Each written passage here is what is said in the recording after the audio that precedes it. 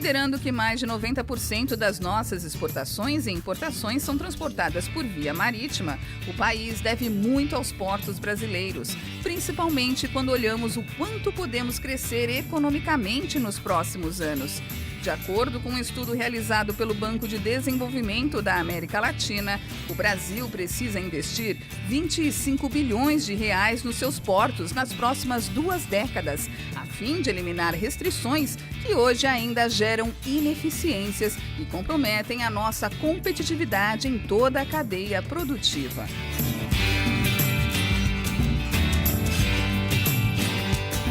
A recessão contribuiu para o adiamento destes investimentos. Segundo a Confederação Nacional da Indústria, 2017 os portos tiveram os menores níveis de investimento e 2018 não foi diferente. O que deu um ar de pessimismo no setor foi ainda as grandes questões de infraestrutura que não foram resolvidas por conta de uma grande crise política no país, reforçada pelo clima de divisão no período eleitoral. Agora, com essas questões resolvidas, a previsão é que o cenário comece a melhorar, principalmente pelos indícios liberais no novo homem forte da economia, Paulo Guedes, e a criação de uma secretaria que cuidará da privatização no governo federal. Estas e outras questões foram discutidas durante o ano de 2018 no Porto e Negócios, aqui na Santa Cecília TV, e especialistas comentaram as situações que foram surgindo. 2018 foi marcado por um ano tumultuado, com greve dos caminhoneiros no país todo, o que paralisou a logística do Brasil e causou prejuízos milionários. Denúncias de favorecimento tiraram a credibilidade da nova lei dos portos, com denúncias que alcançaram até o Planalto, tumultuando o setor e prejudicando os investimentos, já que a insegurança jurídica se ampliou. Mesmo assim, o governo atual ainda publicou alguns editais de concessão de terminais pelo país, incluindo os da Ilha Barnabé, mas que não deram o fôlego necessário para uma mudança de panorama, já que foi encoberto pelo cenário eleitoral efervescente.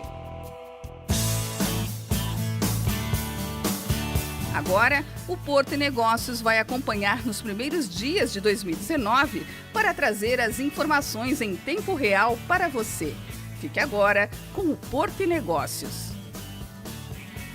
Olá, está no ar Porto e Negócios, o nosso espaço semanal para que possamos debater assuntos importantes em relação aos portos internacionais, portos do Brasil, principalmente em relação ao Porto de Santos. Eu sou o Maxwell Rodrigues e fico com você nessa próxima meia hora. Não esqueça de acessar o nosso site, deixar lá o teu comentário e a tua sugestão de pauta. Essa semana vamos repercutir principalmente a eleição que ocorreu neste mês e neste ano de 2018 e principalmente os impactos que irão ocorrer no segmento portuário. E para isso, recebo o professor universitário Hélio Alite. Professor, obrigado pela presença, sempre bom ter você aqui juntamente conosco para que a gente possa debater esse tema tão apaixonante que é o nosso segmento portuário. Realmente, Maxwell Rodrigues, é uma honra, é um prazer, uma alegria muito grande estar aqui no seu programa, que é uma referência regional importante para a nossa atividade portuária. Sem sombra de dúvida. Meu segundo convidado, gerente-geral da Stolthaven, Mike Seeley. Mike, está sentindo tua falta, faz tempo que você não aparecia aqui pelo Porto e Negócios. Obrigado por estar aqui novamente conosco. Eu aqui agradeço a oportunidade de estar aqui, principalmente com o professor Hélio, com você também, o Maxwell Rodrigues, para combater realmente essa conversa toda e desenvolver esse assunto portuário com uma nova visão aí, depois desse governo novo que entrou aí, né, que eu acho que é muito necessário termos um novo governo com novas ideias e possibilidades também de levar às autoridades portuárias uma nova concepção, né? Eu falo a palavra combater porque nós temos que combater o que já estava no passado, né? Hoje em dia é ir para o futuro, então por isso que eu comentei com essa palavra de combater. Mas é fundamental realmente que nós possamos desenvolver novas linhas de comunicação com o governo central para o desenvolvimento do nosso porto, que é fundamental. Você muito bem diz, a nossa joia que nós temos aqui, que é o que permite realmente o desenvolvimento de toda a nossa região. Keep moving forward. Eu acho que absolutamente. Essa é a linha de trabalho. Para iniciar o nosso debate, vou colocar já de começo, se assim eu posso pontuar e pegar a opinião dos nossos dois especialistas. João Dória, governador do estado de São Paulo, Bolsonaro, presidente da República e um Congresso com 47% aproximadamente de renovação. Mike, o que isso significa e de que forma irá impactar no nosso segmento portuário? O significado, ele ainda, eu acho que nós temos que aguardar um pouquinho, né? Obviamente, quando você tem um novo governo, você tem muito entusiasmo. Eu acho que nós temos que esperar um pouquinho. Nós temos uma grande esperança que com essa nova mentalidade que nós estamos aí agora trazendo para o cenário político brasileiro, que nós possamos realmente, com ideias novas, renovadoras, e entender realmente o que é a importância de um porto do tamanho do Porto de Santos, que contribui com a nossa balança comercial. É fundamental que nós tenhamos linhas de comunicação e que esses, como eu sempre também comuniquei, devem ter a intenção realmente de contribuir para a questão do comércio exterior brasileiro, que será fundamental para o futuro. Sem sombra de dúvida. Professor, a gente percebeu aí, principalmente no discurso do nosso novo presidente, que vai assumir efetivamente no dia 1º de janeiro, a colocação de que irá colocar pessoas técnicas e não indicação política em posições estratégicas para o nosso país. Quando a gente fala estratégia para o nosso país, eu tenho que associar diretamente ao setor portuário. O setor portuário é estratégico para o nosso país. Como é que você enxerga esta colocação? Será que tudo aquilo que a gente sempre reivindicou, professor, está realmente acontecendo? Será que nós sonhamos e agora estamos acordando do sonho? Pois Marcos, meu mestre Mike Seeley, tem um livro que eu gosto muito, cujo título é Ventos do Mar, da professora doutora do Departamento de História da USP, Maria Lúcia Caira Gitaí. Ventos do Mar. Eu acredito que é o momento de uma virada de página e essa colocação que você fez é uma sinalização muito positiva a tudo que nós reivindicamos. Então, ventos do mar, que sejam os ventos do mar e que nós tenhamos aí um reposicionamento. As últimas informações, Marcos Rodrigues, especialmente do dia de hoje, são muito negativas. Nos últimos meses, a Polícia Federal estava aprendendo, como deveria aprender, a presença do narcotráfico, nas operações rip-off, violando containers. Me parece que a Polícia Federal agora está sobrecarregada com assuntos que não podem fazer parte do cenário do Porto de Santos. Que sejam os primeiros sinais de uma mudança que virá firme e forte. Nosso programa é gravado, você está fazendo a menção em relação à operação deflagrada pela Polícia Federal no Porto de Santos. Exatamente. Nossa, como seria bom que a notícia fosse exclusivamente o combate ao tráfico e não a ingerência política no nosso porto. Eu acredito que está aí o início de uma nova caminhada de atendimento às reivindicações dos usuários do porto, daqueles que empregam, daqueles que estão investindo no porto e que, de certa maneira, tiveram o governo federal virado de costas. Começa uma nova história para o nosso porto, oxalá. Mike, a gente falou muito em relação à questão da regionalização nos últimos 2 anos aqui de programa. A gente tem um Congresso completamente renovado e a gente tem uma agenda, principalmente do presidente da República, nesse sentido. Você acredita que esta agenda vai ocorrer no ano corrente de 2019 ou, na verdade, o governo vai se concentrar em outros tópicos como a reforma da Previdência e o setor portuário vai ter que esperar mais um pouquinho para que a gente possa debater assuntos tão relevantes quanto esse? Eu, sinceramente, acho que nós vamos aguardar um pouquinho. Não é somente uma questão de regionalização e descentralização.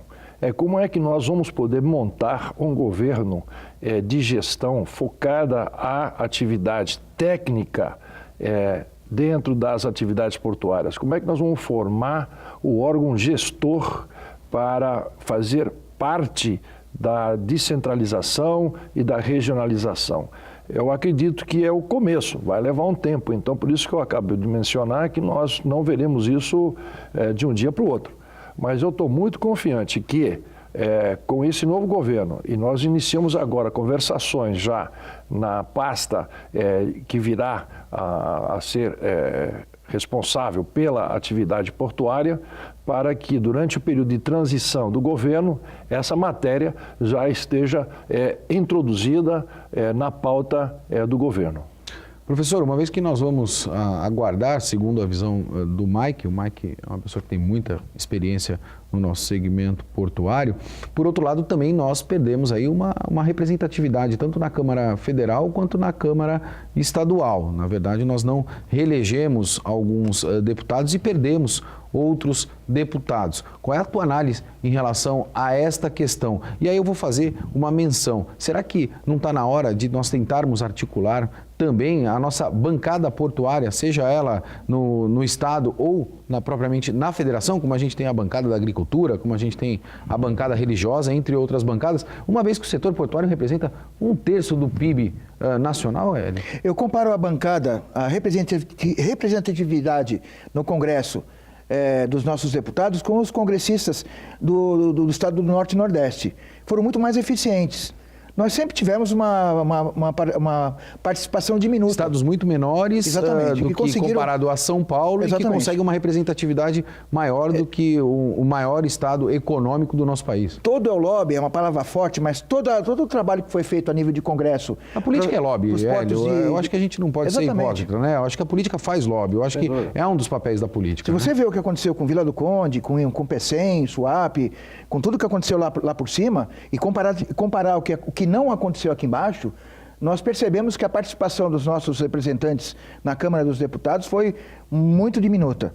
E fica-me uma grande preocupação, você falou em relação a notícias que saem na mídia, eu acompanhei mais recentemente, o Porto de Pecém recebendo aproximadamente 85 milhões de investimento da autoridade e do Porto de Róterdam. Isso demonstra também interesse por outros portos no nosso país e a perda de espaço do Porto de Santos, professor. Claro, é um interesse estratégico, um interesse importante, que reduz inclusive as distâncias marítimas e é altamente preocupante para os gestores aqui do Porto de Santos, que nós estamos um pouquinho parados, estamos muito parados, não temos espaço. Agora, eu acho muito mais importante a apresentação de associações como a ABTL, a BTP e todos aqueles que são usuários do Porto, nesse momento, no governo de transição, colocarem as suas reivindicações. Como propriamente a Habitat fez, ela escreveu um livro em busca de mar calmo, pontuando lá para todos os presidenciáveis o que era necessário, principalmente para o segmento portuário. O caminho é por aí. O trabalho, nós queimaremos etapas apresentando propostas mais pragmáticas, mais alinhadas às necessidades, abreviando esse delay de tempo aí, esse delay que a gente tem de esperar o governo sentar, entender a atividade portuária, porque até o nosso presidente ele não é desse setor e a gente vê a sinalização de vários ministros que não são desse setor. O próprio governador do estado está um pouquinho longe da realidade portuária e esse trabalho dos usuários é de enorme importância para a gente ganhar tempo. Infelizmente, a gente vai ter que fazer o nosso break, mas vou deixar um questionamento para os nossos dois entrevistados. O CAP, Conselho de Administração Portuária, vai deixar de ser consultivo e retornar a ser deliberativo? O Porto de Negócios vai para um breve intervalo, a gente volta já já.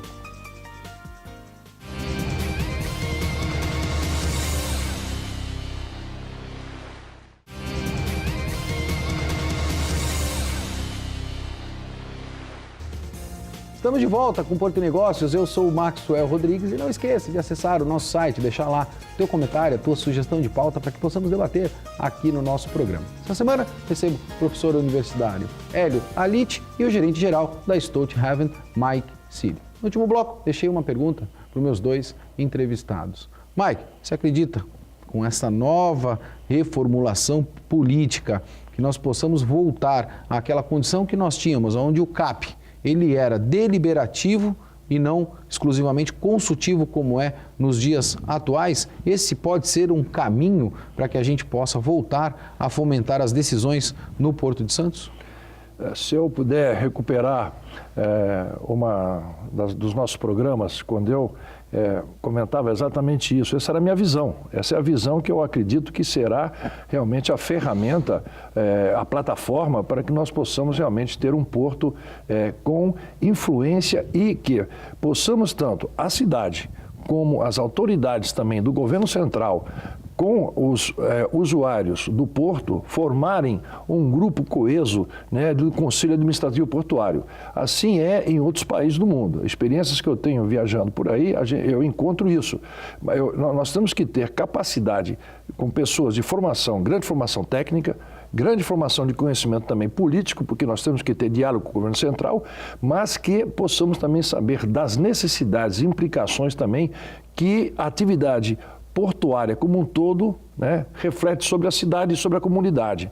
Então, eu sou muito favorável a essa plataforma. Eu acho que essa é a plataforma que vai ajudar muito a termos mais, digamos, linhas de comunicação direta, de podermos levar as necessidades, recebermos as expectativas, recebermos, quem sabe, metas, objetivos do governo central, para que nós possamos, obviamente, ir à frente. Agora, eu aproveito a oportunidade, se me permite, claro.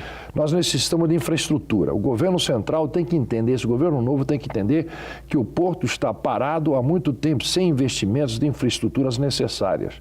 Nós sabemos aí que nós temos já investimento do governo do Estado, da municipalidade, praticamente 600 milhões, 620 milhões por aí, mas o governo federal ainda não compareceu. O governo federal tem que comparecer, o governo novo tem que mostrar a que veio. Hélio, falando que o governo novo tem que mostrar o que veio, pegando a frase do Mike, a gente sabe que houveram inúmeras controvérsias em relação às últimas legislações e legislaturas que foram realizados pelos antigos governos, principalmente em relação ao segmento portuário.